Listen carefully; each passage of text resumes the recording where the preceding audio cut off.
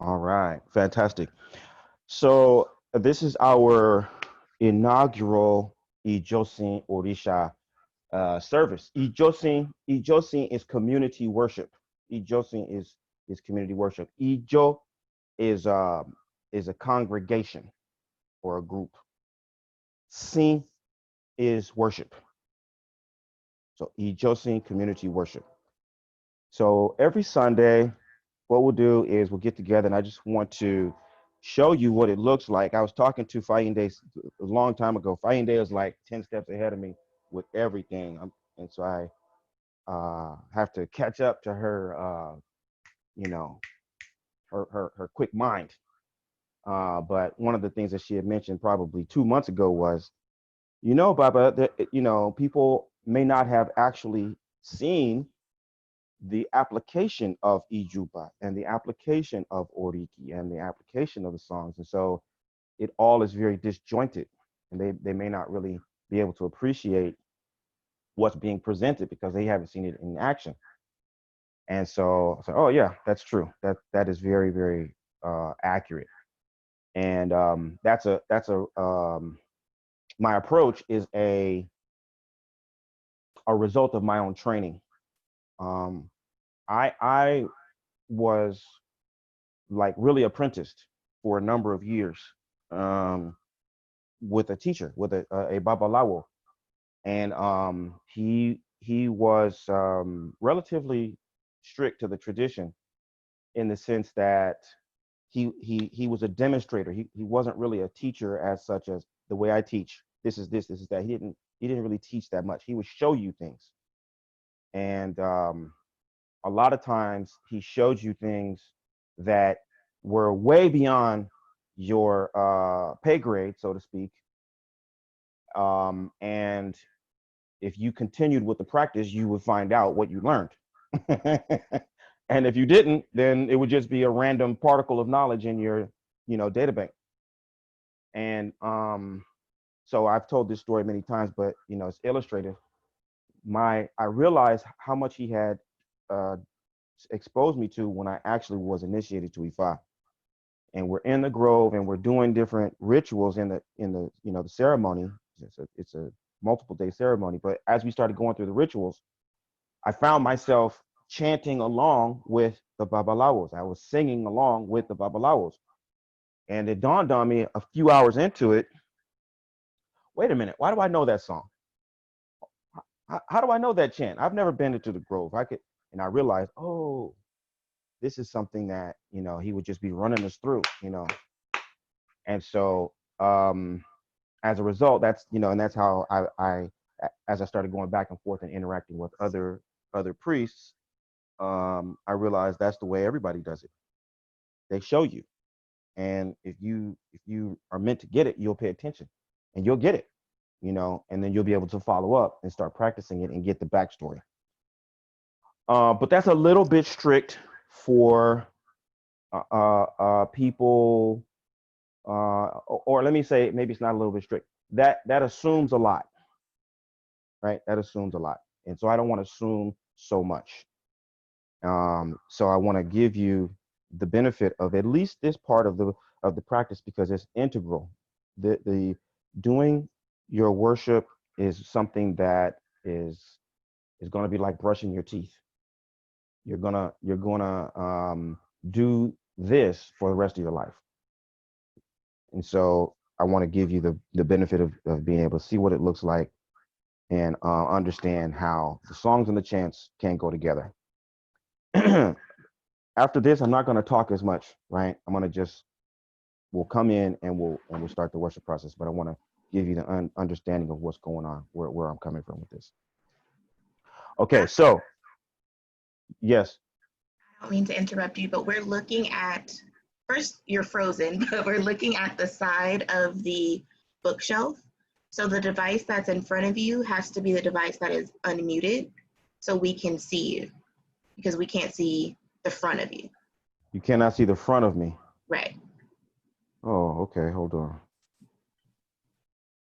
Yes. What I did was pin the video that's facing you. You can pin the video. Okay. How do you Yeah, do that's that? There are like 3 dots on my screen that I tapped, and then I was able to pick the video that I wanted to actually see up front. Just a tech option. and you know Right, what I but also do? Hold on one sec. yeah, I'm thinking about the recording though. When people are gonna rewatch, they're gonna need Yeah. to see in front of you. All right. So now, when I talk, is the video that's facing me what you see? Yes. Thank you, Baba. Absolutely. Thank you. That's a great catch. So let's see. Okay. I'm gonna start. Well, I'm gonna start with the Ijuba, and once I've done those invocations, I'll go to Eshu. But I'll explain that Eshu is outside in front of me. But I can't move Eshu. And I can't take you outside there with me. So, I'll just show you. Also, when it comes to my ancestral shrine, it's there. I'm not going to pull that down because you're not supposed to see it. But I'll go through the process and the invocations for that part of the ritual. And that's important for you to know because when you make Ose, there will be times when you're not at home. You can make Ose from your hotel room. You can make your Ose on the beach. You don't have to have the icon in front of you every single time. Okay, if you have received that icon, I don't mean like generally speaking, you just want to give Obi to Shango, or excuse me, you can't give Obi to Shango. You want to give Obi to Obatala, but you've never received Obatala. That's different. If you have the consecrated shrine, it's permissible to give that offering from anywhere. Okay. All right. So that being said, let's go. Ibareo, Ibareo, Ibareo, Ibareo. Ibareo di Mario Batele de Calle, Ibareo, Ibareo, Ibareo, a poco de y andar en vale para. Ibareo, uno de los Ibareo, uno de los Ibareo, con el mío, uno de Gomale, Ibareo, Ibareo, Ibareo, Ibareo, Tuesday, Ibareo, Diogo, Ibareo, de Asin, Ibareo, Sanaway Bata, Ibareo, Buta, what the demo, Ibareo, la way de Jefu, Ibareo, Motorista, Ibareo, Ibareo, Awojo, Ibareo, Awojo, Ibareo, the Awoja home, Ibareo, Pata, the Russian Mokwe, the Russian Mokwe, the Russian Mokwe, or to one from Mokwe, or to one from Mokwe, or to one from Mokwe. If I go in Lewa, if I will you, if I will you get, if I get if I got a very, if I got more, if I am more, if I can have more, if I can, if I get up. So, Koromila Dakun, we give thanks and praise to you, O Lord Drumare. We give thanks for today, we give thanks for tomorrow. We give thanks for all of the days that we will enjoy life above ground. We invoke you today to see guidance and protection as we provide worship services for our community. I show.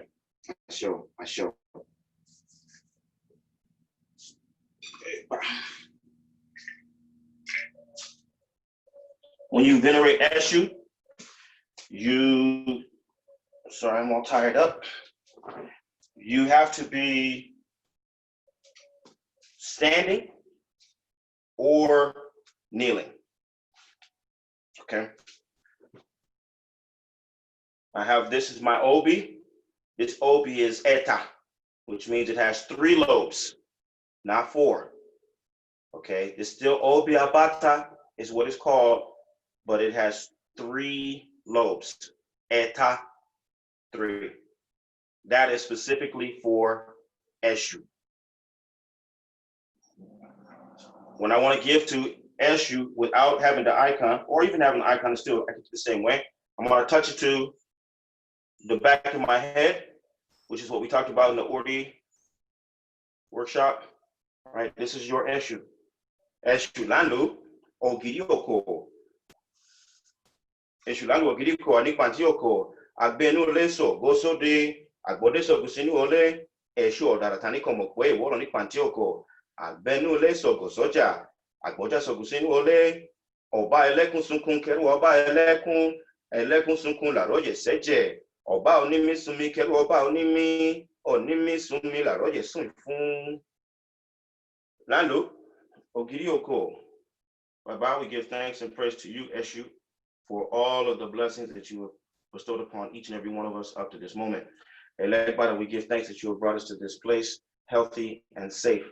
Baba Elegbara, we beg you, please continue to guide us, continue to look after our families, continue to look after our loved ones, continue to make a way open for us to receive the blessings of Ifa, our ancestors, and our Ori. Baba, push away sickness, push away death, push away loss, push away confusion. Baba Elegbara, let all good things manifest in our lives today. Hashem. Now that's my general prayer. I could pray for anything, right? That pertains to Eshu. It makes sense to pray to Eshu for the things that Eshu does. Then you open your Obi. You remove the children or the eyes, depending on your orientation. You have all the Obi facing upward. So these are all three are facing up. You refresh the Obi with water 3 times. 3 is always the magic number. You take them all up. You watch your bong bow, and your bong bow, olomolotun, olokanrosi, aringokonitarum. You baba, will you accept my Obi today? That's the only question you're going to ask your Orisha. Will you accept my Obi? Obi young. And so we have 2 up, 1 down. Yes, Eshu accepts the Obi. Now I'm going to take these out. I'm going to put them on the shrine. So you have to excuse me.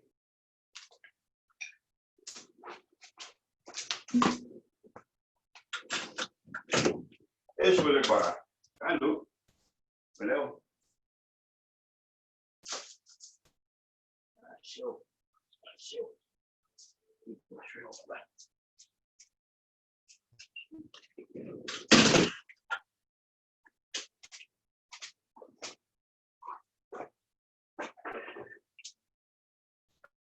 Now, since Eshu accepted the Obi, that will be the time that it's appropriate to sing for Eshu.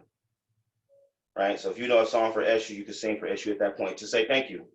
You know, if we were standing there facing the Eshu, he accepts the Obi on the first try like that, you would turn your back and you would do, you know, like a dog wagging his tail, right? Because we say when a dog sees his master, what does he do? He wags his tail. He's happy. So you demonstrated to Eshu, I'm happy. Thank you so much for accepting my Obi. You could sing for Eshu, you could dance for Eshu, you could go as far as you want to go with that.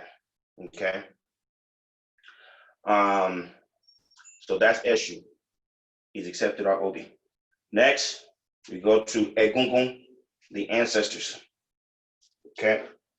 And as I said before, I won't pull down my ancestor shrine because it's not for you to see. I can refresh my Obi. I will pretend like this here is where I'll put the icon. I'll put Ori there later so you can see. I will touch the icon.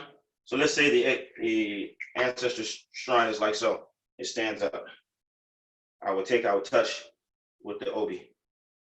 Egun baba mi ofe, Orisha baba mi ofe. Egun baba mi ofe, Orisha baba mi ofe. Egun baba mi ofe, Orisha baba mi ofe. Egun la se o, ao se encantari o. Egun kun abala, my ancestors, my forefathers and foremothers, and particularly you, Bibi, I praise the effort that you have put forward to make this moment possible for me, for my family. I give thanks for our health. I give thanks for our prosperity. I give thanks for the good people that surround us. I give thanks for all the victories that you have won on our behalf. I beg you to continue to intervene on all of our behalf. Continue to look out for the children, wherever they might be. help them with their school, help them with their work, guide them in a way that they will stay in alignment with our ancestral promise. Do not allow them to deviate. Help them to find healthy, loving mates. Drive wicked people away from the children. Drive confusion away from the children, as well as for myself. Drive sickness and deafness and loss and litigation from me. Protect my health and my well-being. Help me to do things that will be in complete alignment with what you have chosen for our lineage today, tomorrow, and forever. I say. And so now I'll open my obi. Okay. I'll take out the children. You always take out these little eyelets. Those are the children of the obi. It's because the obi refused to make the sacrifice, but the children did. So they are spared. Refresh your obi 3 times. Okay. Iwájú ọpọ́n ọgbọ́n, ẹ̀yìn ọpọ́n ọgbọ́n, ọlọ́mọlọ́tún, ọlọ́kanrọ̀sí, àárín ọpọ́n ìta ọ̀run. Now touch the icon as though I would do someone's head. Different from how we do Eshu, right? Touch the head and the heart 3 times. Obiyan. Ekpa.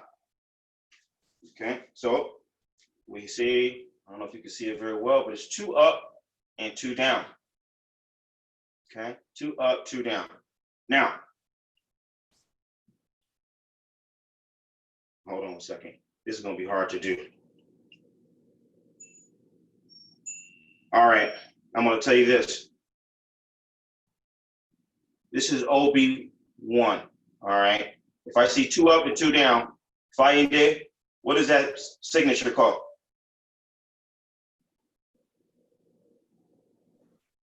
Ijefe. Jeife. 2 people in love, or 2 lovers, 2 loved ones. It's a good sign. It's balanced. It's got positive and negative. That's OB level 1. Okay. Now, some of y'all have been throwing OB before. You may have the book, Dida Obi.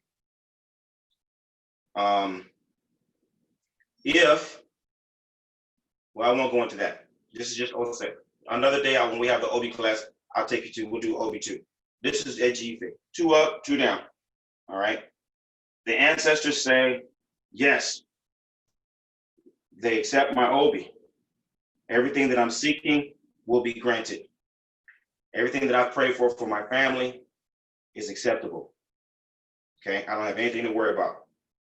Now, what does that mean to me? That means I am fully authorized. I can go forward with 100% confidence that what I want to do with my family will be successful.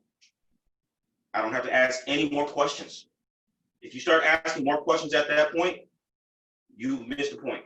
There's nothing else that you need to ask at that point. The answer is yes. Now you got to use your own brain. Make good decisions according to what you asked for. Don't go asking more questions. If you didn't ask the proper question in the first place, that's the only reason why you're going to have some other doubt after this. Break yourself of the habit of asking question after question after question after question after question. You're going to confuse yourself and you're going to dilute the power of the answer. You ask for help, you ask for support, the ancestors say yes. Go do what you're supposed to do now, period. So I'm going to give the ancestors 2 of the obi, 2 of the lobes. I'm going to give them one first that's facing down. When I give them this one facing down, I'm going to pray that anything or anyone that would prevent me or my family from having the blessings of the Egungun will be snuffed out. Remove anything that would obstruct the blessings that you have promised to me. I'm going to next give them one of the ones that's facing up. I'm going to ask them to empower anything and anybody that supports my prayers, that supports what they see for me. Okay?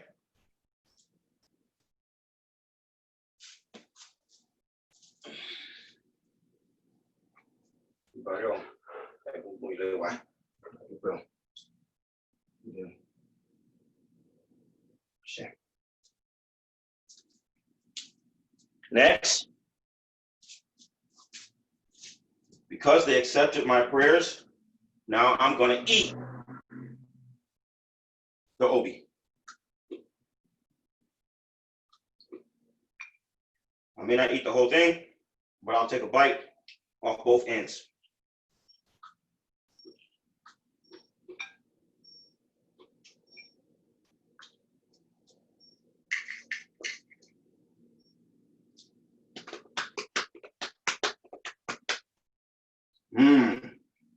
Obi.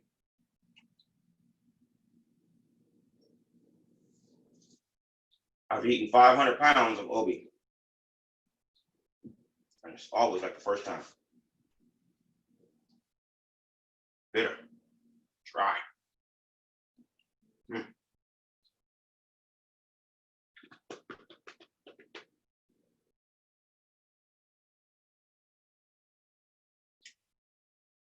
Who do we go to after egungun?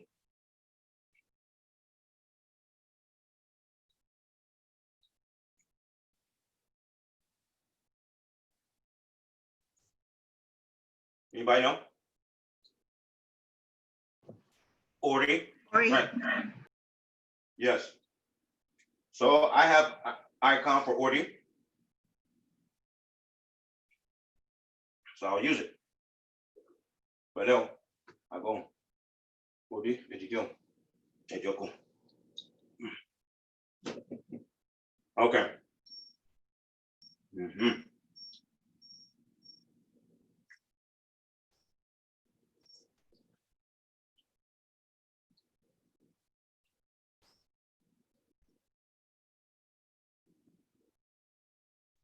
Keke ni one kokoso.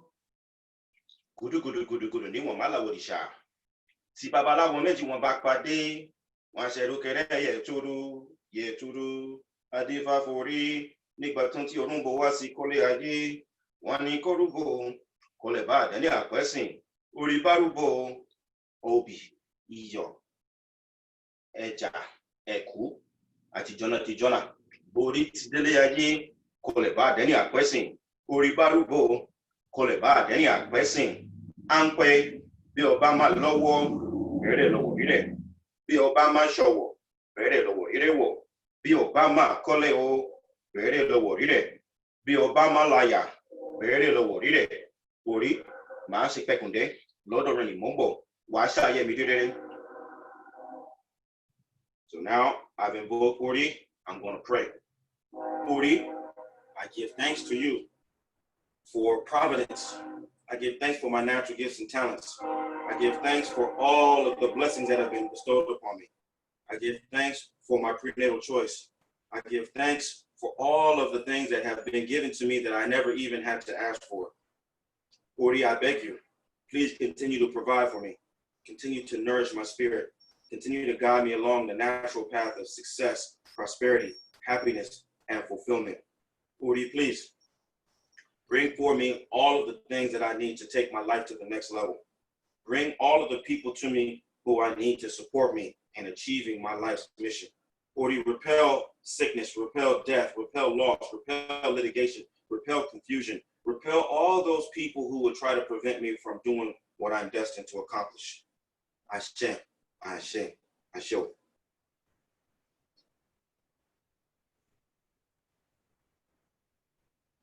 So I've made my general prayer.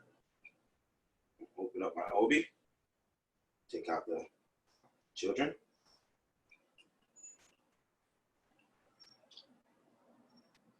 Refresh my obi. Iwájú ọpọ́n ọgbọ́ ò, ẹ̀yìn ọpọ́n ọgbọ́ ò, ọlọ́mọdọ̀tún, ọlọ́kanrọ̀sì, àárín ọpọ́n ìta ọ̀hún, ìbàdàn ọ̀hún. Ori, jọ̀wọ́, dákun, máa padà lẹ́yìn mi. Ori, would you accept my obi today?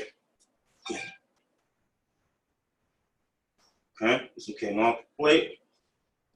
See, we got 3 up, 1 down. Afifi, what is Ori telling me? You have some doubt. There's some doubt. And more so than doubt, Ori is telling me it is maybe, so that is leaves some question for doubt, but more than anything Behavior. else, huh? Behavior. Behavior. Yeah. Either my methodology, I need to ask Ori, is my methodology correct? Are my intentions correct? Is my character acceptable? If those are the things that are making things doubtful. So I'm going to ask Ori, simple question. Ori, if I do things the correct way, with a clean heart, will you accept my obi? It's the only question you ask at that point. You have eta, you ask whoever you're talking to, if I do things with the right way and with a clean heart, will you accept my obi? It's the only thing you want to know. So I take a 2 on the right, 2 on the left again, touch the ori, open again. Okay, now I got 2 up and 2 down. What's the answer? Yes. Yes. Yes. So what does that mean? That means everything that I've asked Ori about, everything I've prayed for, Ori says you can have it all, but you got to act right. You got to do things the right way. So that lets me know the ball is in my court. I got it, but I got to be mindful. My heart, my orientation has to be clean, and I need to mind my business. I need to cross my T's and dot my I's. Whatever I'm trying to do right now, it will be acceptable. So again, this is a good time. I could sing, I could praise Ori, and I could get real elaborate. But you see, I'm not asking about, oh, since you said yes, now do I have to give Epo Pupa and Jen, and do I have to ask a whole bunch more questions? No, don't do that. Keep it simple. Ori said yes, go forward. Okay? Hold yourself accountable for what you asked for. That's what I'm trying to teach you. Hold yourself accountable. Don't get into that cycle. A lot of times we get into that cycle. We just got to keep asking, got to keep asking. You don't have no more questions. Go forward. Your plan is working. Work your plan. All right, so I'm going to, hey, Joko. Same as before. Everything that would obstruct my blessings, Ori, everything that would prevent me from having the blessings that you promised me, all of the people who would distract me or try to undermine me, push them away, drag them under, push them to the left or to the right. Don't let them find me. Don't let me find them. Hashem. But Ori, all of the things that are working in my favor, all of the people who are in alignment with my vision, all of the ones and things that will help me to realize the blessings that you have for me, enrich those people, empower those people, bring those people close, make their lives better.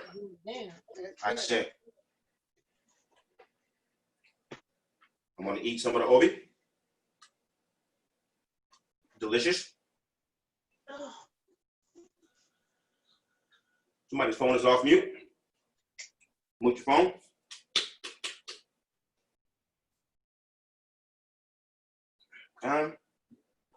What is done? What day is today? I keep saying Shango, but somehow I don't think that's right. Is today Shango? Shango, Baba. It is.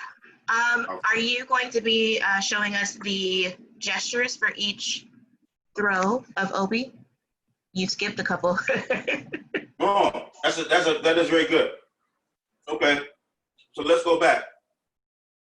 Which ones did we didn't see Alafia. You threw Eji Ire, then you threw Ataiwa, and then Eji Ire again. So, oh my goodness. What would be the gestures we should see there?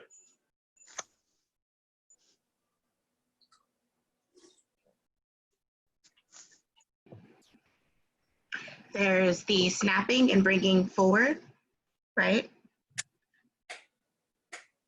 For which one?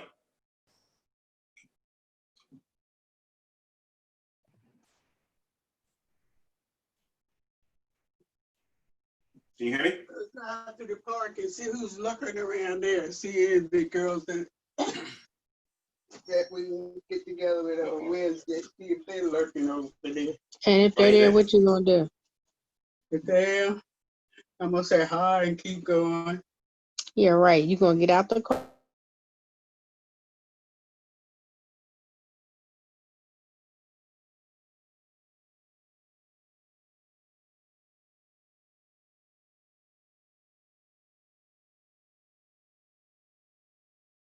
Boom. All right. So, sorry about that. At which point will we do this gesture? Finding them? I believe Eji Ire, right? Yes, you ready? Well, and this is for what? Like bringing forth the blessings. Right. You're now. I would call this one when typically when I see this fall for the first time. When I see even if I see, for example, okay, so let me put it this way. If I see when I see the signature on the first throw is when I would typically do the gesture, with the exception of opataku, which is if all four are down. But I don't know if that's a hard and fast thing. So that's a good call.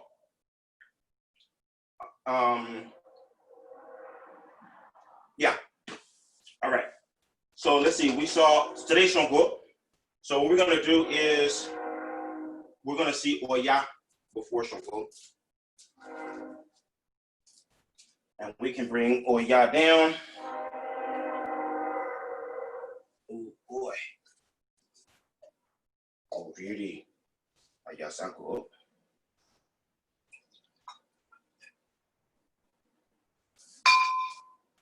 Well, what did it?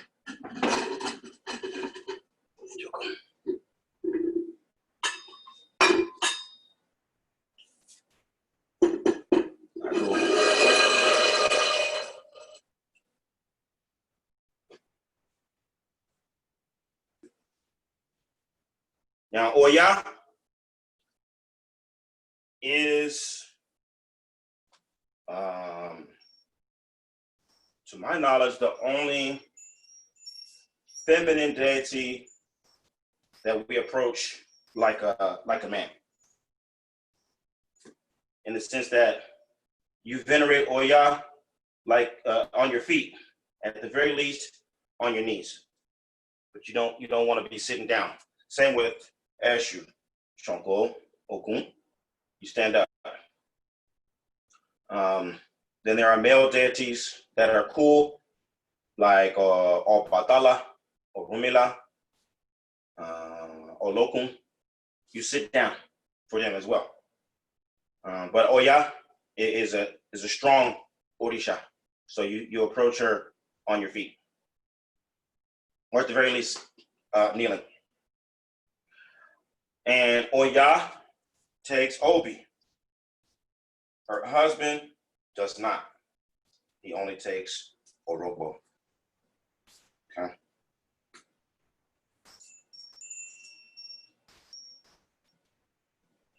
And this Obi has a little tape on it. Take that off.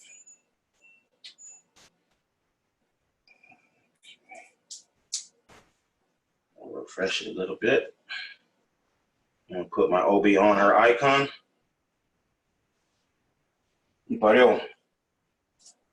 Aguntombolojo. Awolobe ora. Adiwa fún Ọya tí ń sunkún ọmọ rẹ̀ ní ilé ìrá. Wọ́n ní kí Ọya rúbọ, wọ́n sì rú. Wọ́n ní àwọn àmọ́ yádà, àwa rè o. Ọya o, Ọya o, Ọya o, Ọya o rírì. Àjàsánko. I give thanks to you, Iya. I give thanks for protecting me from all sudden and disruptive change, Oya. I give thanks for you protecting me and my family from storms, from tumult, from natural disaster. Oya, I beg you, please, bless me and my children.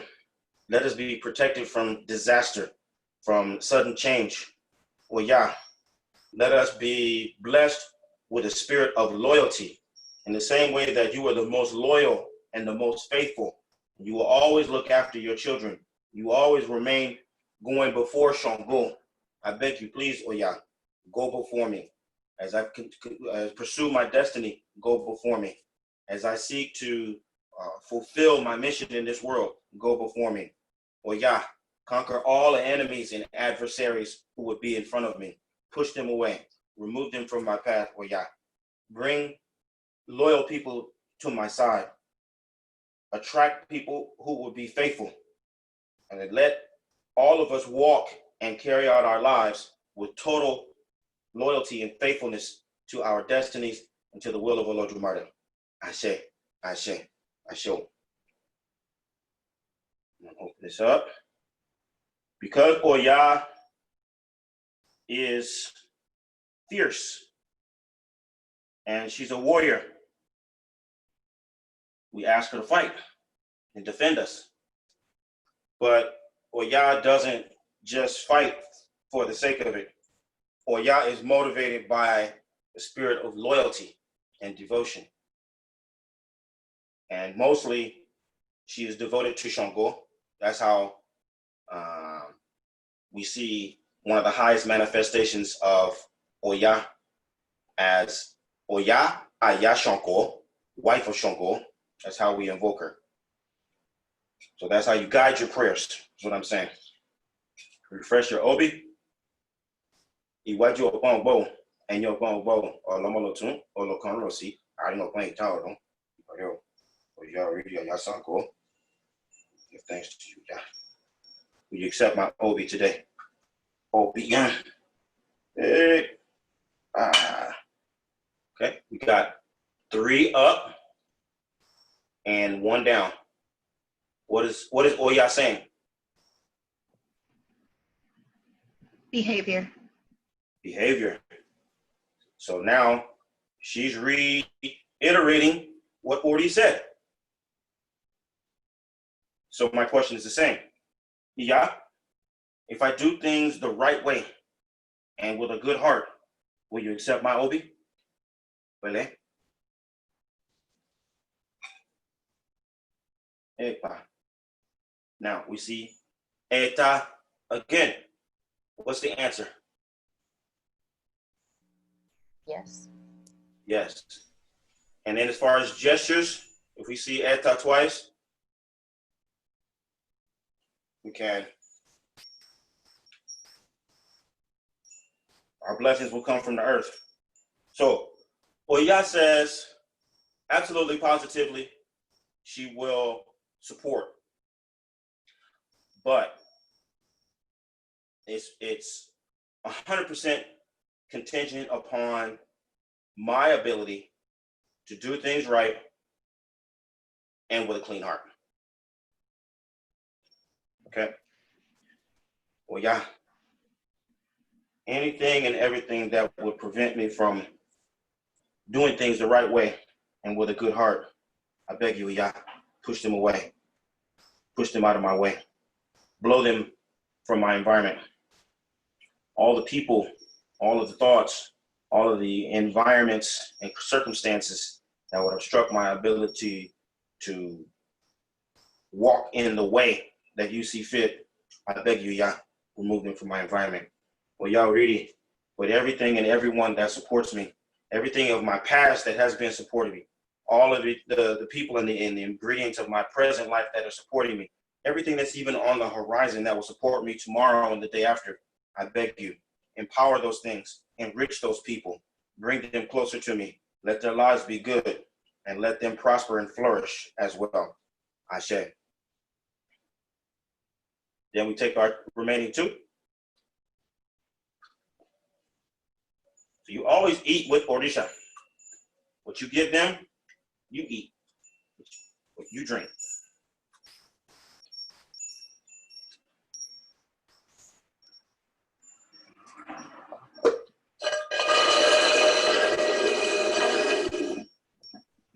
Baba, a question on the gesture. So Etaiwa twice is the same gesture as Okan? Same gesture. You mean touching the earth? Right. You earth chest? Yes. It can be. You can do that gesture in either case, because what it signifies at the end of the day is that your blessings are coming from the earth. Your blessings are grounded in this dimension. There's nothing esoteric about them.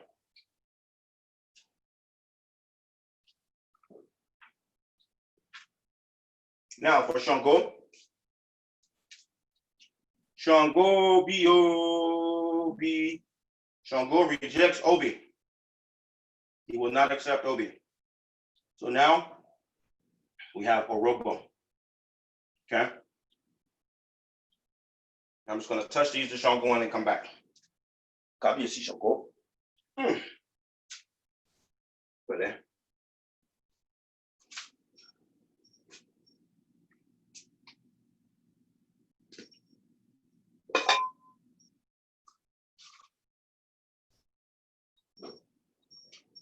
Shango. Olukoso. Ahayana. Iná lójú. Iná lẹ́nu. Iná lórùlé. Ságiri làgiri. Olàgiri pápá fíndùgbò. Òkè kàràkè kòrótò sọlọ́rọ̀ di jìnnìjìnnì. Ara bambi. Ewélérí ọba koso. Begiri yóò. Ẹ̀pọ̀ yóò dùngbè yóò. Kabiyesi Shango. Shango. I give thanks to you, Kabiyesi, for all of the victories that have been won on my behalf. I give thanks to you, Shango, for blessing me with the spirit and the light of leadership. Shango, I give thanks for you elevating me to the highest place of my life. Shango, I beg you, no matter how far up my blessings might go, if they reach even above the clouds, Shango, I beg you, loosen those blessings for me. Let them come down into my life like rain. Shango, let there be nowhere in the world that my blessings can hide from me. Likewise, Baba, all of those enemies, all of those adversaries, all of those detractors, all of those who would seek to prevent me from accomplishing my life's mission in this world, let them have nowhere to run, Shango. Let them have nowhere to hide. Let them receive 200 thunderstones of justice upon their heads. Let there be no rematch, Shango. Let there be no dispute. Let there be no doubt that when my victory is secured, let it be absolute and complete. Ashe, Ashe, Ashe. Shango is a warrior. He's a leader. He's a ruler. You ask Shango to support you in the ways of warfare.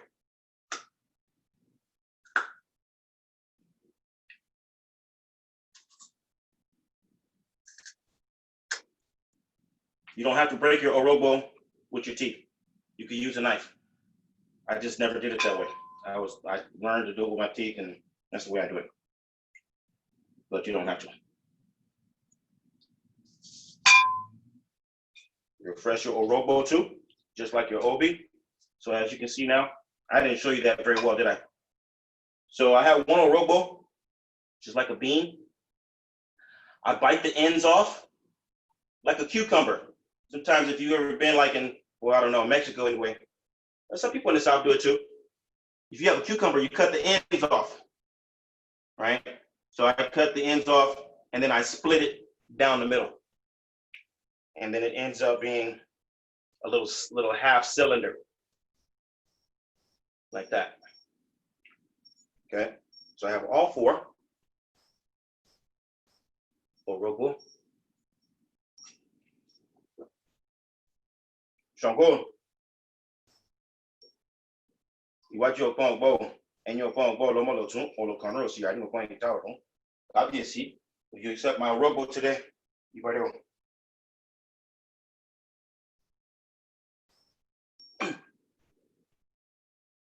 Ọ̀kan. You got one up and three down. What is that? Okay. No. Ọ̀kan. And what is Shango saying? Doubt, heart, no. And no. Shango says either you don't believe what you're asking me. You don't believe in what you're saying. You're not totally convicted. So the answer is no. You want me to go out and ride for you, but you ain't ready to ride for yourself? I'm not doing that. Get your mind clear, get your convictions right, and determine what you really are trying to do. Something I can really support. Okay?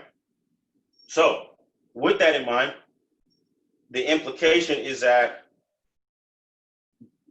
I need to depend, my faith needs to be greater. So I'm going to ask Shango one question. Kavyesi, is it you that I should depend upon? Is it you who I should depend upon? Are you the one that I need to have more conviction and certainty about? You know, Baba. Eta. So I got three up, one down.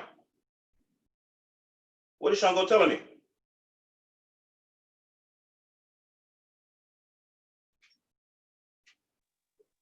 Maybe if it's based in behavior, show me, like that you have to start taking action and showing.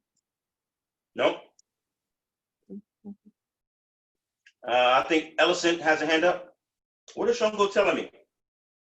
Because I asked him, is it you that I should depend on? Is the problem that I don't have enough faith in you? He said, I would no. say the answer is no. It may be something from within. Because usually when the one is down, that's the maybe the itawa or eta iwa.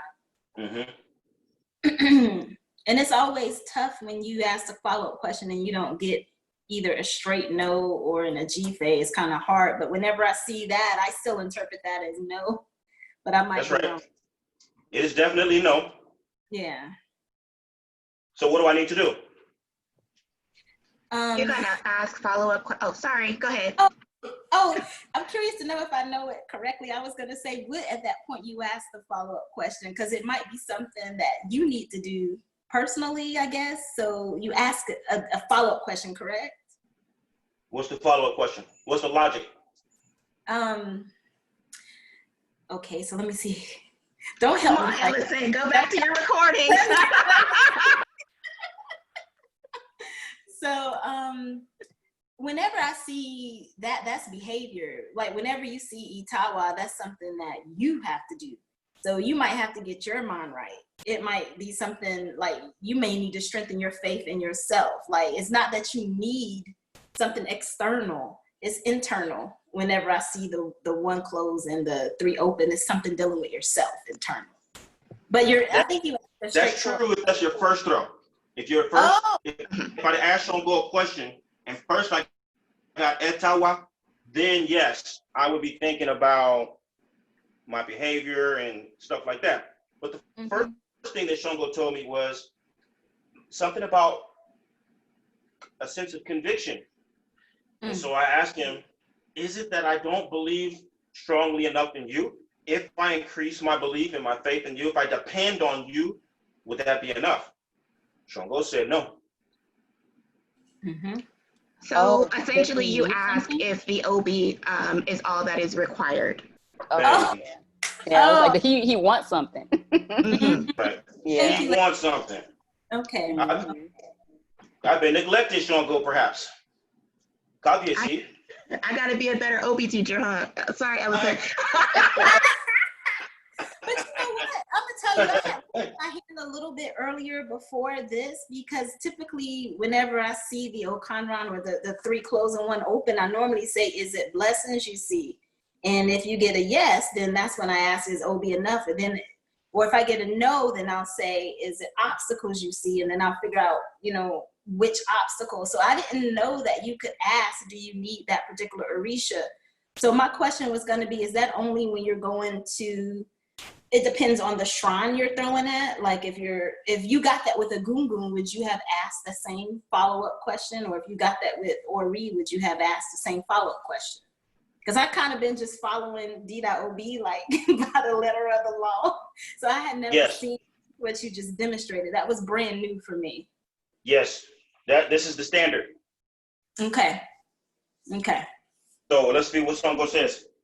Shango, is this Orobo enough for you to get behind me and support me, or go before me and support me? Is this the only thing that's missing? Okan. What does Shango say? It's 3 down, 1 up. Okan. No. No. It's not What enough. do I do next? So you would add an additional. Oh, go ahead. Sorry. No, girl. I mean, so go ahead.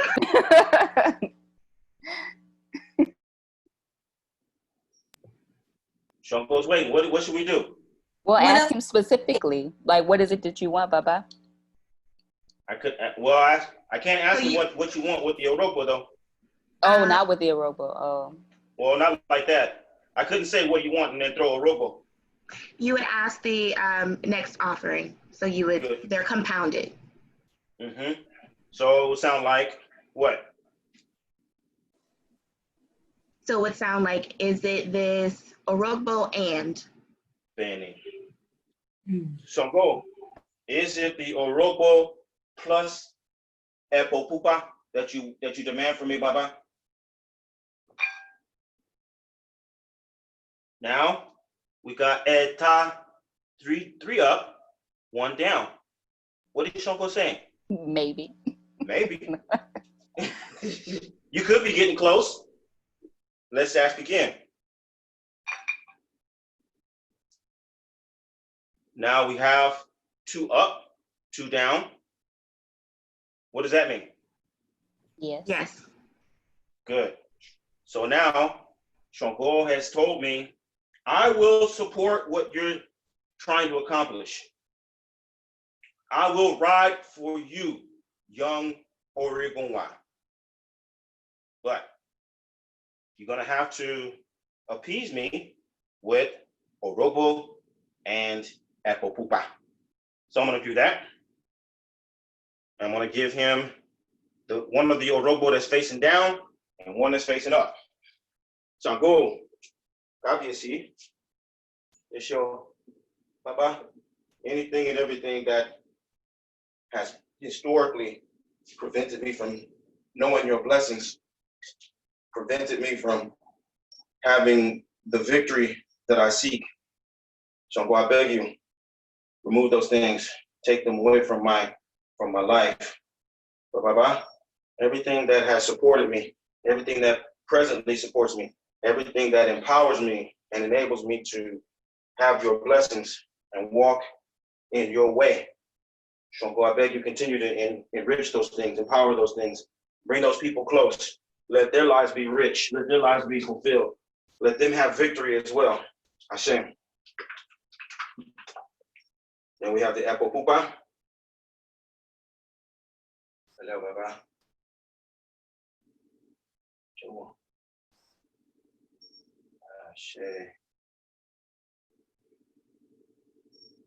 All right.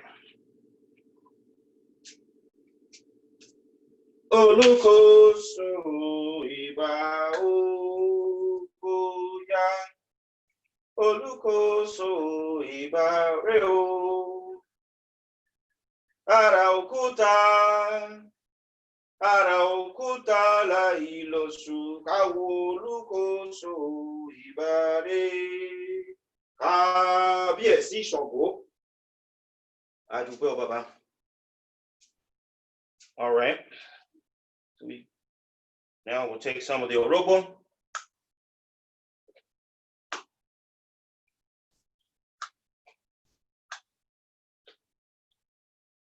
Oh. Now, my ose is done. Baba, you mentioned earlier about eating with the Orisha that you're making ose for. Mm-hmm. Can you explain the stipulations, how we eat, depending on what the offering is? You mean? So for instance, we would take pieces of the obi, we would take pieces of the orokbo, but when it comes to epo, what happens? When it comes to oyin, what happens if we have to offer an animal? How do we take part in that animal, etc.? Okay. It would be, so with the epo pupa, you would dip your finger in. So I pour the epo onto the icon, and then I would dip my finger onto it, and I would lick it. If you had asked for epo, salt, honey, same. If we had given an offering of a rooster or a ram, same. I would pour the blood, the salt, the apple, onion, honey, tea, all of that in there, mix it up with my hand, and then lick it. You taste it. Then the animal, you cook it, and you eat the animal. They may stipulate that you have to share the animal with other people. That's generally what happens. The only time you don't eat the animal is if the Odu in question says, do not eat this animal. But the general assumption is that you eat all your sacrifice. You eat all your offerings. That's the standard. Okay? So there's people who are writing questions in the chat, but I'm like a mile away, so I can't see it. So you gotta join the conversation. So Baba, what about cooked food? How do we partake in cooked food? Like, do we wait for the food to cool down and then share it with the particular Orisha? Yeah. Standard, you don't give Orisha piping hot food. It has to cool down. Especially Orisha funfun, like Orisha J, Olokun, or Batala, or Rumila. They all take cool food. Oshun, cool food. Okay. So there's a question about fruit. Can you go over the sort of standard offerings? Standard offerings do not include fruit. That's it's a new world phenomenon. Offering like bananas, oranges, pineapples, and all that kind of stuff you see on elaborate like Afro-Cuban thrones. That's not something that they do in Yoruba land. If I offer fruit, I'm going to, for example, for Orumila, I'm going to give him banana because banana is soft. Banana is sweet. I have a difficult situation. Orumila, I want you to soften this thing for me. I'm going to take that banana, I'm going to peel it, I'm gonna put it into the pot with the ikin, and with my hand, I'm gonna mash it up. Just mix it all together. It's like I'm helping Orumila chew the food. And then again, I'm gonna lick it, lick my fingers. If I'm gonna give fruit to, the only other ones that really take fruit like that is egg, and then same thing. I'm gonna chop it up into like a fruit cocktail, and I'm gonna put it right onto the icon. Cookies, snacks, moi moi, akara, and I'm gonna eat some of it. So And when then you can you see talk- anything other than that, to my experience, that's an Afro-Cuban influence. That's not from Yoruba land. And then can you talk about the sort of logic of the order of the offering? So say you receive Okan and you're asking questions and then there's additional offerings added. Yep. What order do you go in? All right. So you're gonna go from small to large. You're gonna ask, is this Obi enough? If they say no, you're gonna say, is it Obi plus Orobo? With Shongo, we didn't do that because Shongo doesn't take Obi. So we go Obi, Orobo, Omi Tutu, which is water. I don't go straight to Omi Tutu for Shongo because he's a hot deity. Same with Ogun. I mean, it's not forbidden. It just has a different implication. But I would go Obi, Orobo, Omi Tutu, water, Oti, Gin, Epo Pupa, palm oil. I could have Emu, palm wine in there. Oyin, honey, Ijo, salt. Generally speaking, Epo, Ijo, Oyin are in quick succession. They're close to one another because they sweeten. If you taste palm oil with salt, you'll notice that it's sweet. Palm oil by itself is kind of bland, but when you add salt, it tastes sweet. So if it gets to palm oil and he says no, you add salt. That sweetens it up a little bit. If it still is no, you're gonna add honey because that's gonna sweeten it up even more. So there's a logic within the sequence that it's kind of a judgment call. You'll know over time. Does this sequence of offerings and the obi that I've seen or the signatures that I've seen, does it suggest that I need to spice things up? I need to cool things down. I need to sweeten things up. Like what's the logic? There's a lot of logic involved with the whole process. After you get to palm oil, salt, honey, you start to get now to foods. Is it akara? Is it moi moi? Is it ekuru? Those are cooked foods. If it's none of those things, at that point, I would say, do I need to consult Ifa? Because then you start getting to rooster, hen, which could be offerings. But at the beginning level, you're not, you know what I'm saying, probably giving roosters by yourself or hens or goats. So let's check with Ifa. Let's find out why is Shongo or Ogun making this kind of demand, and let Ifa guide you to how that's supposed to go.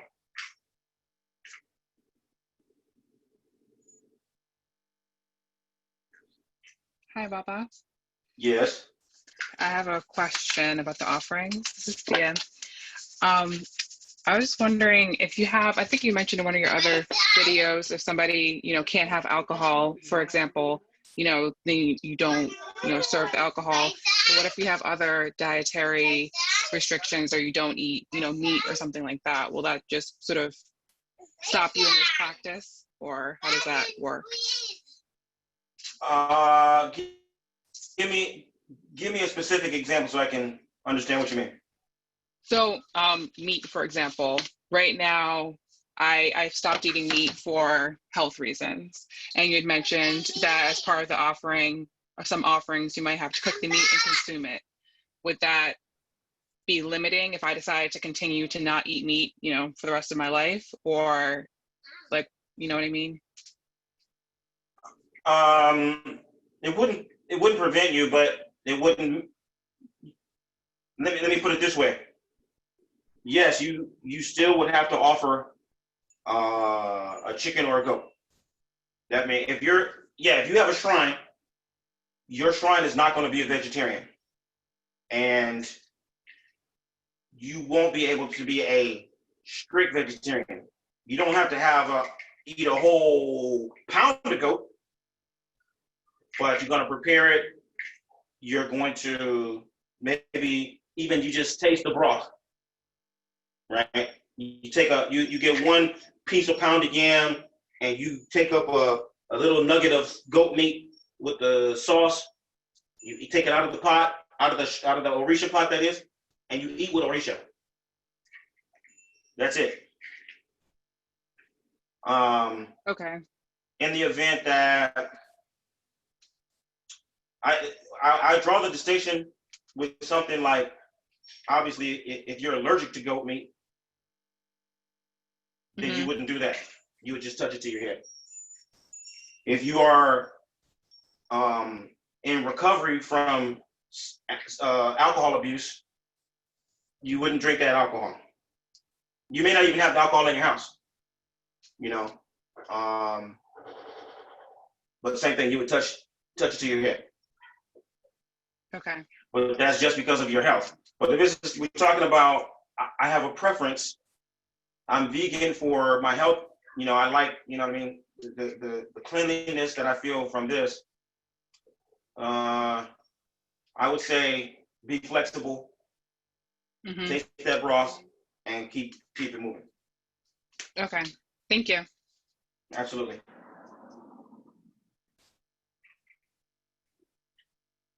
Any other questions? Robert, can you touch on dropping specific items at a crossroad? When do we do that? Why do we do that? Okay. When we take something to a crossroads, there could be a couple of different reasons. Right now, for Ejiobe, we're going to do it 4 times. This is just a specific example, and it's in our Itadogun. You're going to have to offer 4 obi, 4, maybe not 4 pods of atare, but 4 pods of alligator pepper, atare, and you're going to take them to the crossroads. You're going to leave them there, and you're going to go home. Because there's a verse of Ejiobe that talks about death, sickness, loss, litigation. All the Ajogun were coming. 4 of them were coming, and they were coming in succession. And so the protagonist had to go and leave those offerings at the corner so that they would be appeased. It's very much like what we saw in Iretesa. Yes, Iretiosa were the men. It's almost the same dynamic, but that was just for men. This is for everybody. We're leaving those 4 so that one by one, as those Ajogun come, they take the obi, the orobo, the atare, and they'll be repelled. So that's a specific instance where Ifa says, because of this oju, take it to the crossroads. Likewise, 90% of the ebos that you would take personally will go to the crossroads. You get a divination, you make your offering. 90% of the time, Ifa is going to say, take it to the crossroads and leave it there.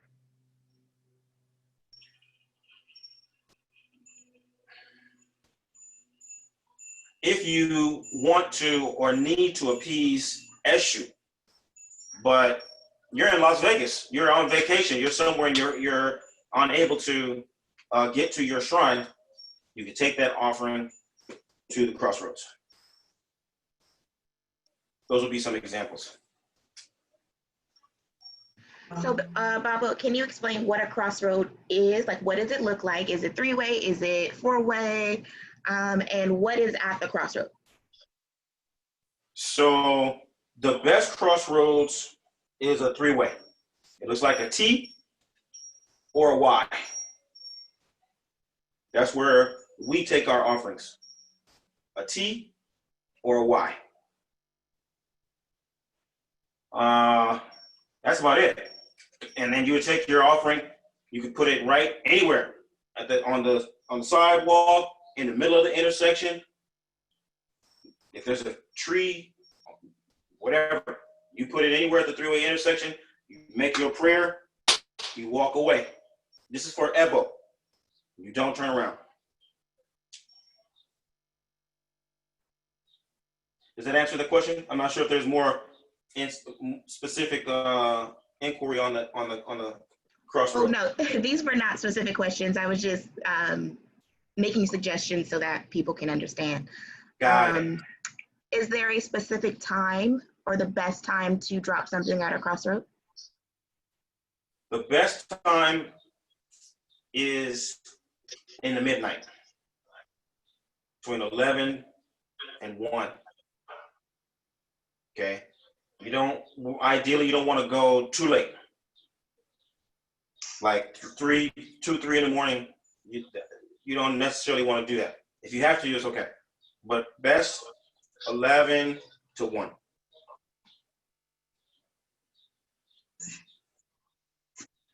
I don't have a shrine. Yes. I don't have any shrines, so I take all my offerings to nature. Is that okay? Give me an example. The other day I went up to the mountain on the day of Ogun, and I just left corn for him there because I don't have a shrine for him. It was just a thank you. That's usually what I do. Okay, got it. Right. Yeah, that's fine. If you feel, it's in your heart to say, I want to express gratitude, you can go to nature. You can go to the base of a tree or a body of water, a mountaintop, or what have you, and make offerings and prayers in those places. It's okay. The thing that I would warn you, I would limit it to gratitude. I wouldn't go into the habit of saying, I want to seek the favor or the support of an Orisha, so I'm going to go to where I know them in nature and offer them what I want to offer them in exchange for whatever I want. And so if I have to do something like looking for the favor of someone, then what do I do? Especially since I'm here and there's nothing around here. Like there's no babalaos around here at all. The closest is Mexico City, that's 4 hours away. And you want to know if you wanted to do what? If I was seeking the favor of one of the Orishas and you're saying that it's not auspicious to go to nature, looking for the favor of one of them. Oh, okay, right. Then you would have to find a way to, what the best thing to do would be to find a way to get some way to have divination. You call me, I divine for you. And then we'll say, this is what happens. Because it's like self-diagnosis. I have a headache and I think I need to take this drug to remove my headache. Because that drug does remove the symptoms of headache. But I don't realize I have a headache because I have some kind of sickness in my teeth. I really need to go to the dentist. That's what's going to make my headache go away. So sometimes a person may feel like, oh yeah, I like this girl. I want her to be close to me. Arshun is the matchmaker or whatever. I'm going to go and I'm going to give Arshun a bucket of honey and ask her to bring this girl to me. When that's the last thing you may want to do. It may not be, A, that may not be the right girl for you. B, Arshun does not want honey. Arshun wants water. Or Arshun wants adun, which is a little kind of a candy. So we got to know what they want, not what we want to give them. So what we did right here today, everything we did today, and I don't have shrines to do what we did today. And today is the day of Shango. What am I doing for him since I don't have a shrine? Right, okay. In that regard, you wouldn't have to follow the 4-day calendar to give anything to Shango. You could just give prayers. You could just pray and say, Shango, you know, I know who you are and I know what you do, and I'm thankful for your presence in my life, and I beg that you would continue to make way for me. Understood. Yeah. Thank you. And so for people who don't have shrines, I would even say it's better to follow the 7-day calendar, because the 7-day calendar is intended to guide your prayers, and it does not require a shrine. The 4-day calendar is intended to do what we did today. Now, everybody doesn't follow all 4 days. So for example, I have Shonko and Oya, but I am an Ifa devotee. So I do Ose Ifa. I don't do this every single day. If I do this, and then the next day, Ogun, I give him something, and the next day, Shango, and I do something, and the next day, it's Obatala, and I do something. No. I just do Ifa. And my shrines, I take care of according to how Ifa directs me.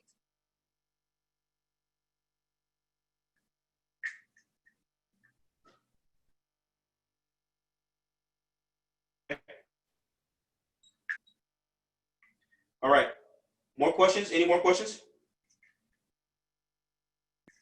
I have a question. So it's kind of a follow-up to Raquel's question.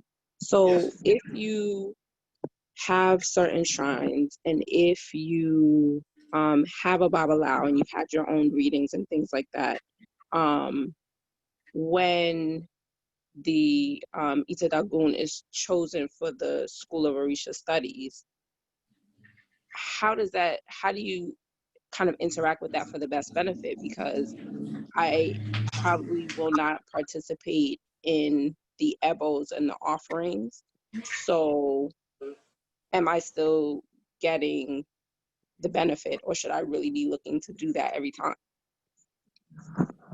Yes.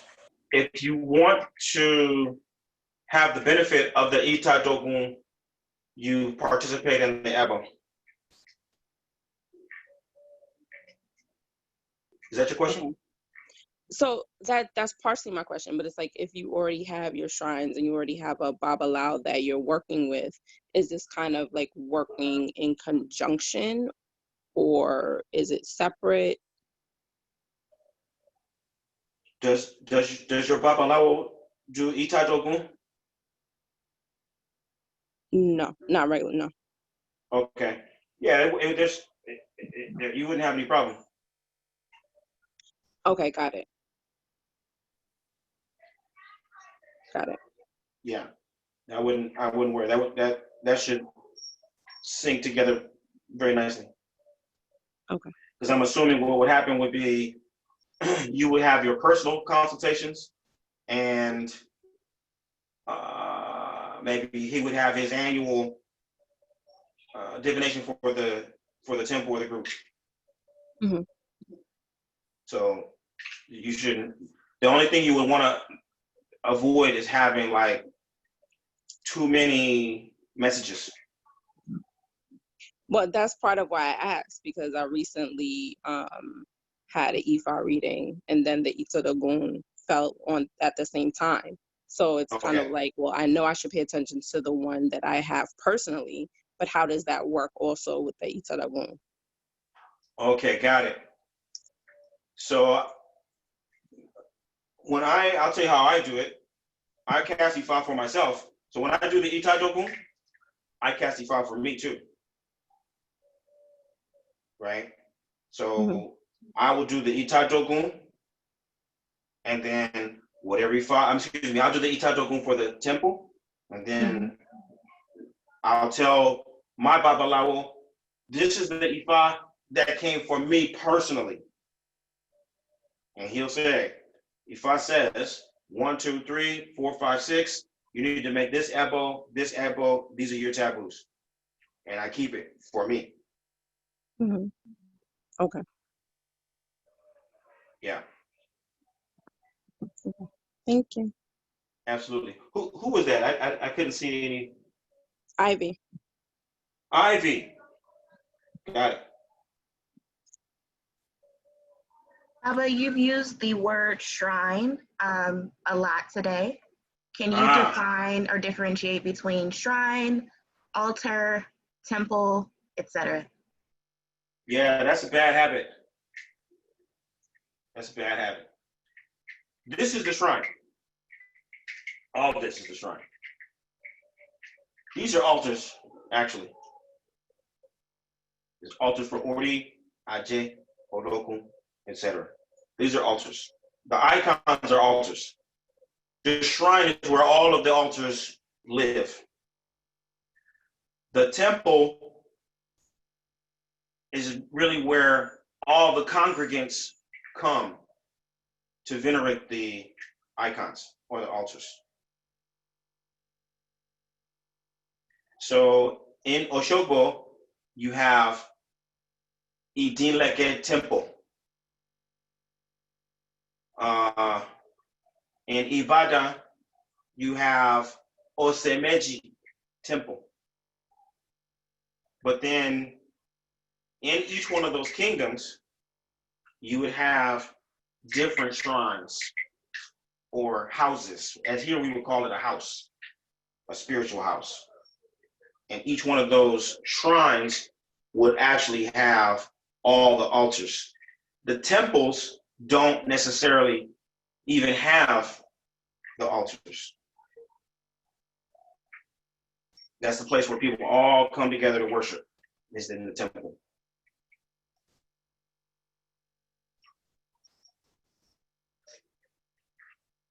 So Baba, are there specific prayers for the different Ajogun, sickness, death, loss, litigation?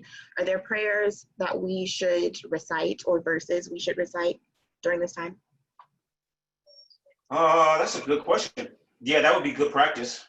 If let's see. Like, is there a specific prayer from Ejiope? Like, I know Ijosin Orisa kind of touches on the different Ajogun and what we're here to do as Enion, but specifically within Ejiope. Yeah, there's a good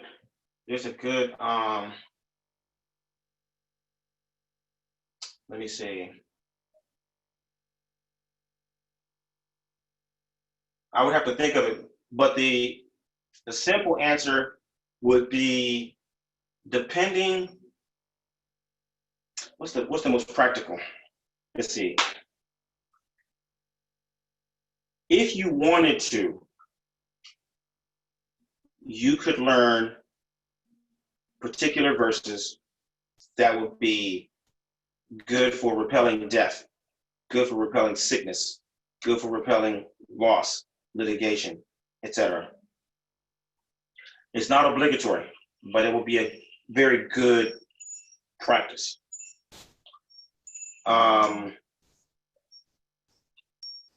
in this instance, where we're at Ejiobe, for example, we have Elaro, and no, Ela Geji. Adiva for Lomi Tutu, Adiva for Mumi Tutu, Tito, She, Ela Geji. No, Alolo, Atiru Akala, Juno Toki, Adiva for Lomi Lobby, Tinshe, Yagwan, Kuru, Decade, Cool from anyway, Lomi Lobby. Okay, so this one, for example, of Ejiobe, it's really good for water. I'm just going to give you this for the benefit of understanding the logic. Alolo, Atiro Roakala, Ojuro Kuntoki, Adifa Fun Olomi Lobi, 18 share Yagwani Rekon, or Romela Lode, Keiku, Ifamo Teriwo Ife, Ifalo Konifi Olomi Lobi, Ayare, Fun Ikupa, Fun Arumpa, Fun Bobo Ajokumpa, or Watiguma Tidimule. That is a verse of Ejiobe that talks about Oromila's wife, Olomilobi, and how she got mixed up with death. And she went to Oromila. Oromila cast Ifa for her. And he told her that he would empower her to use water to kill death, to kill sickness, to kill all forms of Ajokun. So then when you would use that for libation, you could pour it out and say, we're going to remove with this water all impurities, all sickness, all death, all negativity. Like that. You could do it like that. Not obligatory, but if you know some verses that fall into that category, it's totally appropriate to use them. Or start to learn them. That may be a way to develop your practice where you say, I want to be able to pray for all conditions and circumstances. Then you would start learning and memorizing the verses that engender protection and would defend you against the Ajogun.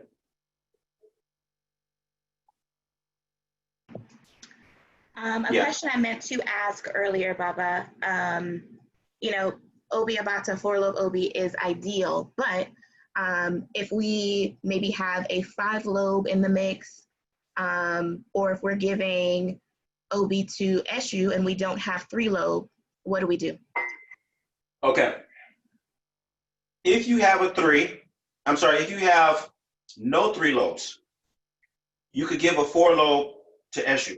It's totally okay. If you have a 5, you can give that, but the 5th lobe belongs to Oshun. That one that has like a 3 at the end of the obi on the ridge. So if you have a 5-lobe, the 5th lobe belongs to Oshun. Even if you have 2-lobe banja, you can use a 2-lobe. I've heard some people using 2 banja together and read them like they were obi, like a 4-lobe. I think it's acceptable. You could do it. I would lean more towards just throwing 2 though, if I had banja. So they all have a function and a purpose. But most commonly what you're going to find is that you're going to have 3s, 4s, and 5. 3s are for Eshu, 4s are for everybody, 5 are for everybody.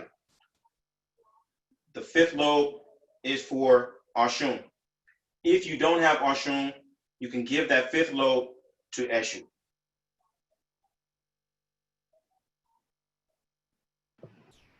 Ashe, as far as the offering for Ejiobe, and this is Iya Egbetoin's question, should we give 4-lobe Obi, 1 Orokbo, and 1 pot of Ataye, or is it 4 of each?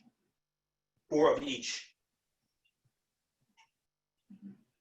because every 4 days, you're going to go to the crossroads and you're going to leave one obi, one orobo, one pod of atare.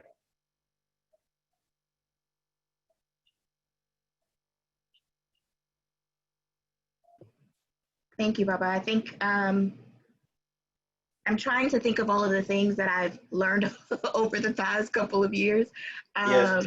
from you. I think those are all of the questions I may have asked you over time. Does anyone else have any questions? I'm sorry, just a quick question. I got lost in the sauce on the Yes. last answer. So every 4 days, you're saying to offer one obi and one atare at the crossroads? And one orobo. And one orobo, okay. Yeah. And ideally, you should go to a different crossroads. So even if you just go around your house. Now, that does not have to be offered at midnight. You could do that anytime in the morning or day.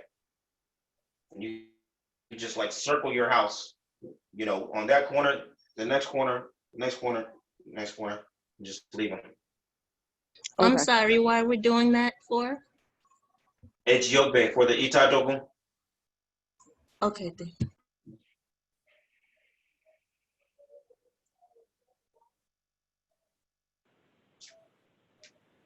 I had More a question. questions? I had a follow-up question, just about the Itiragon. So my Olowo does do the Itiragon as well. So I was just asking a follow-up question to clarify what are the expectations for us in School of Orisha? Okay. If your Oluwo does itadogun, then you should do that itadogun. You should follow that one if you're a member of a temple. Okay, Yeah, thank you. absolutely.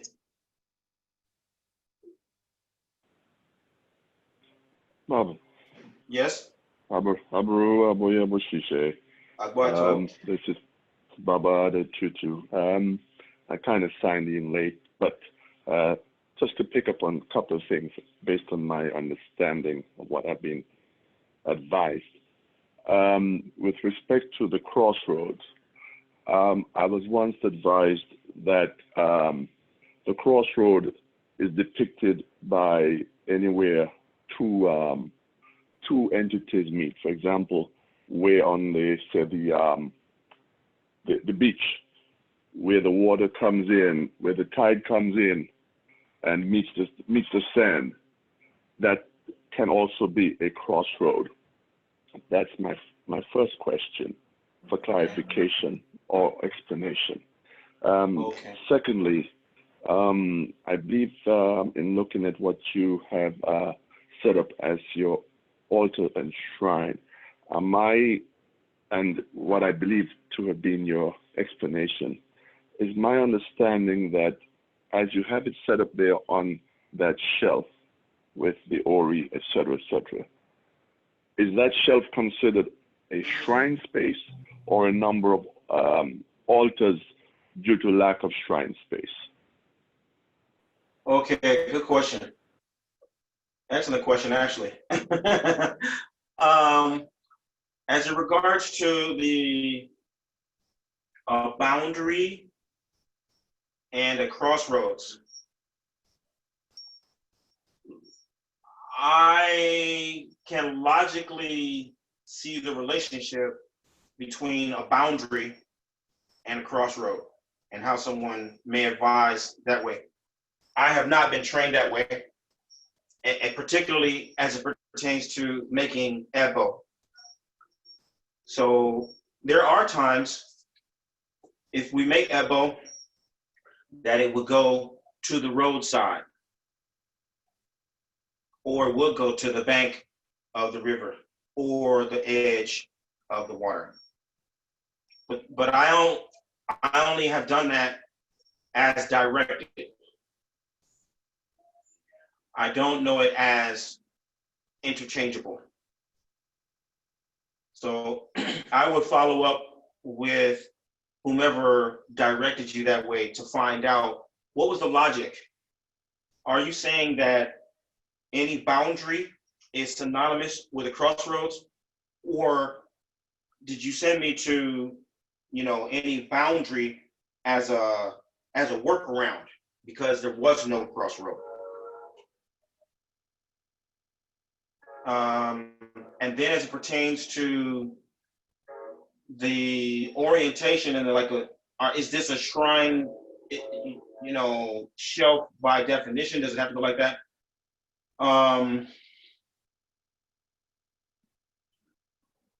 I don't know how to answer that definitively, except to say some of the altars have a natural location and orientation. Eshu and Ogun or Baluaye have to be outdoors, unless you have some special Eshu that's made for inside the house. But as a rule, they live outside. Shongo is up high.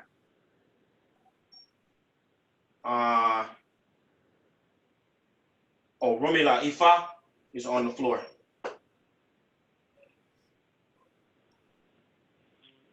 Oya and Shongo is husband and wife. They got to be together. Hot Orisha does not go with cool Orisha. So I'm not going to put Shongo next to Obatala. As a matter of fact, Obatala should be in a dark place. No light. Cool. So I'm going to put Obatala in a dark place. So those are some of the things that, will create altar space depending on where you live or what the configuration of your house is. It's very interesting because I wouldn't say conflicting, but the difference in explanation. For example, I'm Omo Batala. Yes, sir. And I have a pot, not initiated, but I have a pot to work with reference of Batala. And I was told he sits at the very top of the shelf. He's got to be, based on the understanding that Obatala sits on the mountain, he has to sit at the very top of a shelf by itself and not to be shared with anything else. And then my understanding is that an altar is not consecrated, a shrine is. So obviously there are a variety of explanations. The only shrine I have set up is my ancestral shrine, and they sit by themselves. Yeah. So in essence, I have a bottle at the very top and Ifa at the very bottom, on close to the ground, and a couple of other things in between. My Eshu and Ogun sit inside of the front door. They're not outside. So it's a bit of a trying to understand that. But the question I was trying to get to, really, and you brought up other things in between, as Omo Batala, in understanding your explanation of Ifa, in working with Ifa, you're working with Ifa every day or on the 4-day cycle. Would my concentration then be Obatala and everything else? It's just a matter of clarity. So I try to follow that 4-day cycle. I'm not sure if that question came out. I think I understand. Clarity. Yeah, I think I understand. As a devotee of Obatala, I would go lean toward Obatala, but that's if I were initiated to Obatala. If I have a consecrated where and then the default would be whatever I have a consecrated shrine for, that's where I'm going to venerate on, you know, on this designated day. And then if it's not consecrated, I don't know what I would call that. So for example, I don't know, there's no such thing as a not or an unconsecrated shrine for Shango. Either it's Shango or it's not. And the only way it's Shango is because a priest made it, consecrated it. If it's not that, then it's kind of like what you described as an altar, what I would call a sit spot or a meditation place where I could go and meditate and pray upon the spirit of a particular divinity, but I wouldn't be making offerings and stuff like that there. Benny. So, and just one more quick question. So the reference to Obatala being placed in a dark place, as opposed to Obatala being placed in light, if you will, on height. Is there a major difference in that, or is that a fixed point? Oh, that's a very good question. My first inclination is to wonder if it was someone who was influenced by the Afro-Cuban tradition who suggested Obatala should be in a high place with light. That sounds like the Afro-Cuban orientation. Bennett Lukumi. Okay, yeah. Okay, yeah. That's why. In Yoruba land, they're not going to say that about Obatala. Obatala, you would worship naked in the dark. Obatala is silent. Still. You even worship Obatala in silence.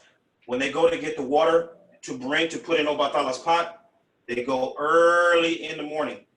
And the priestess must go silently. She cannot talk on the way to the river, on the way back from the river. It's called mute water. And that's what Obatala uses to heal. And it's kept in a dark room, no windows. And that's how we venerate Obatala. Okay, Benny. Would this, and then I'll move on. Would this be covered in your Obatala class? All of what we're trying to discuss. I don't want to take up any more time. It's okay, Baba. Would this be covered in that class? Because my Obatala came through Oyotunji village. My Gungun came through both Oyotunji and Ibadan. So, and Ifa, my Ishefa came through Oshogbo. So I have a combination of lineages. Diaspora reality. I'm finding out, and to be honest with you, I'm so confused that I just want to chuck the whole thing. In all honesty, because now I'm not sure. Okay, which one does the fountain bless, if you will?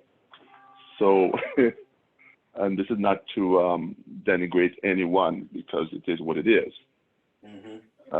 So in listening to what you're saying and what I was advised, it's like, okay, something has to give. So does your Obatala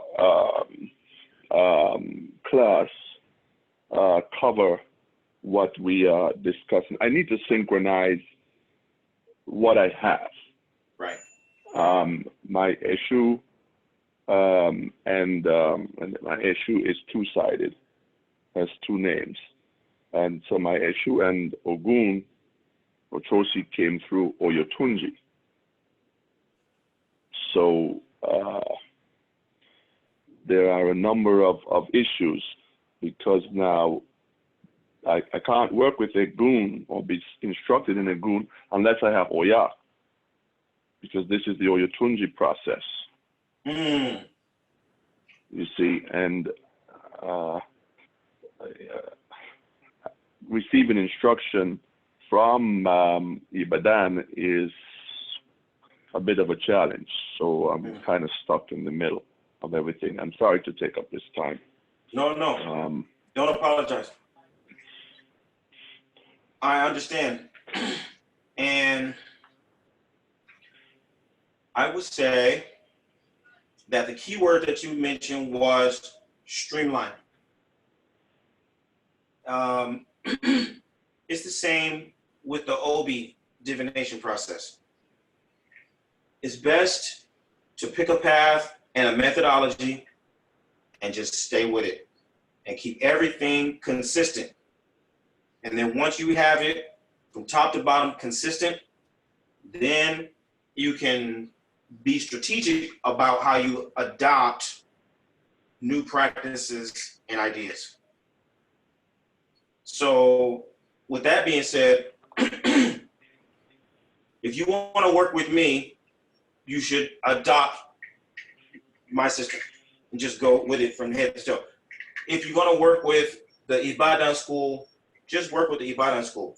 Not that you burn bridges and you don't have any exchange, but you decide this is the practice, this is the way you're going to do it. And you commit to that for as long as it takes for you to master that system. Because you can always add.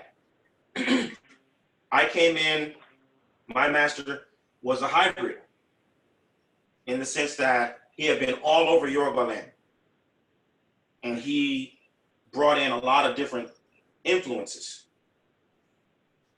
But he had one methodology, and he was very explicit. This verse is from Oshoko. They do this in Dahomey. They do this in Edo land. This is what we're going to do. So that's the way I have been brought up just from the beginning. So I know that they can all work together. But like the Haitians say, dog has 4 legs, but only walks in one direction. That's my favorite proverb. Benny.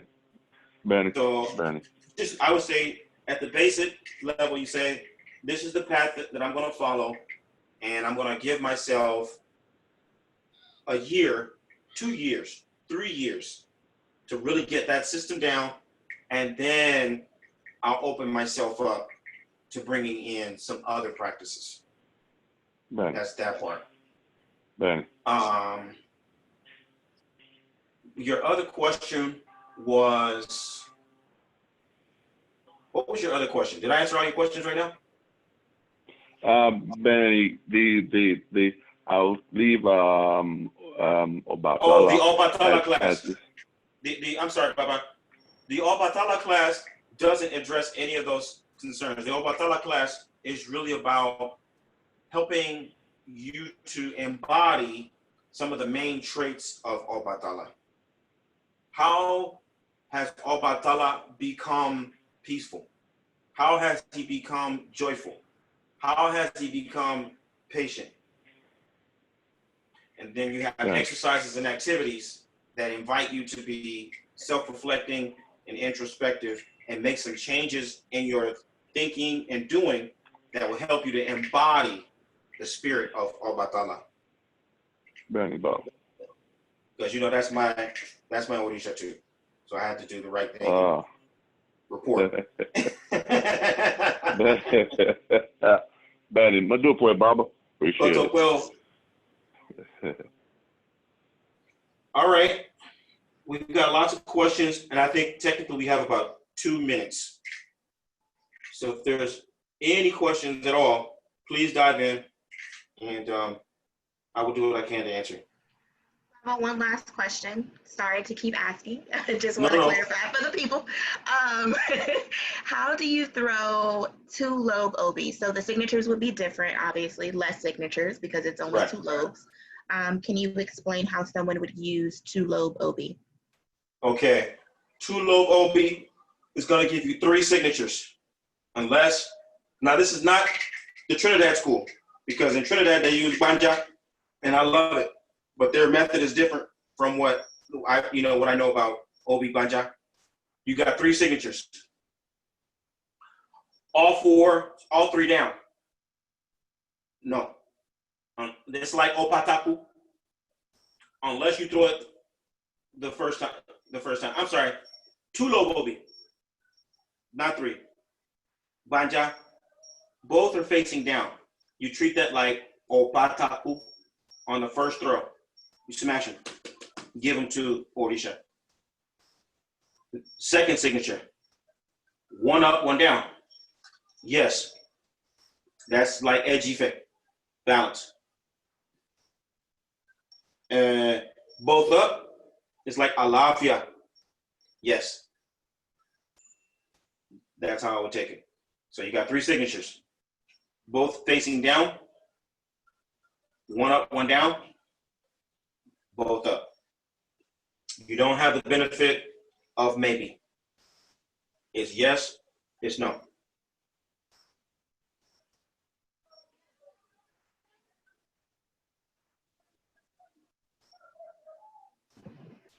Cam, your hand is up. Do you have a question?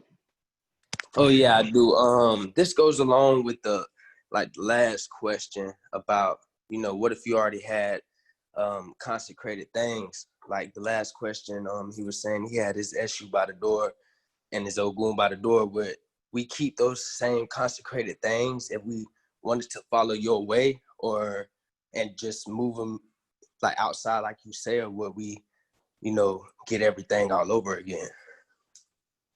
Yeah, you would keep them. Assuming, no, I would say keep them. Don't get rid of your shrine because you're learning a new method. At the very least, you would talk to that shrine and appease it if you're going to move it outside. Eshu, I understand that you should be outdoors and you will be more comfortable. I have put up a little space for you, okay? And you would make a shrine space or an altar space for Eshu, put some fabric out there. Maybe you have a little hut with a roof or something, depending on how handy you are. Okay. And take him out there, give him obi, give him palm oil, give him gin, and then, confirm that that's an acceptable arrangement. So ask him beforehand with the obi, tell him what you have in mind, tell him what you've done. He says yes or he says no. And you say, all right, well, what would it take to make this happen? And this is why I'm saying it this way. Generally speaking, Eshu, Ogun, or Obaluaye, those are outside Orisha. They're hunters. Right. And so they belong outdoors where they can work. They have a hostile energy. They're aggressive. And so that's what you want to have outside, guarding the outside of your house, not the inside. You don't want that energy in the house. You want it outside. Right. Because my understanding, they were saying it is an Eshu Leroy, and they were saying that's why you don't take that one outside, because that was for the inside of the house. So, but because I've heard about the outside thing before too. So that's why I got confused about that. Like, what should I do? So, I'll do exactly what you tell me to do, and, ask with Obi. Yeah. All right. Same thing with Ogun? Same. Okay. Thank you. Yeah, absolutely. Raquel? Thank you for saying that about little Eshu, because I got a pocket Eshu that I got sometime. I think I got him wrong, but I don't care. I love Elegua, and I'm not getting him up. I don't care. But he's in my pocket all the time. Everywhere I go, I take him with me. But should he stay outside when I'm at home? Because if he's aggressive, I don't need that aggression in the house. So should I leave him? I mean, he's tiny, he's like this. Right. Yes, yeah, that is something that's prepared to be portable. And he's meant to go on the road. So that's different from like the SU outside. Yeah, I like my pocket Eshu. Yeah, if he's made for that, then he's already tempered to go with you, in your pocket. That's different from the outside issue. Let me put it that way. Thank you. Absolutely. All right, folks, we're at 2 hours. So I'm going to pause us here. I'm glad that we had a good turnout and good conversation. I hope this was insightful. I'm glad we had lots of questions. That's inspiring. Next week we'll do it again, and it'll be totally different because I won't be here. I'll be away from my shrine. I'll be in Boston, so you'll get to see how you make Ose out and about, and so that's going to be instructive also. So if you got any questions, feel free to post them in the School of Orisa Studies, either on Patreon or on Facebook, and we can keep the conversation going. All right. Many blessings to you all, and I will talk to you in 7 days. Or actually in 2 days, because we'll have the Tuesday night study group. All right. Odabo. Odabo. Odabo. Odabo. Odabo. Yep.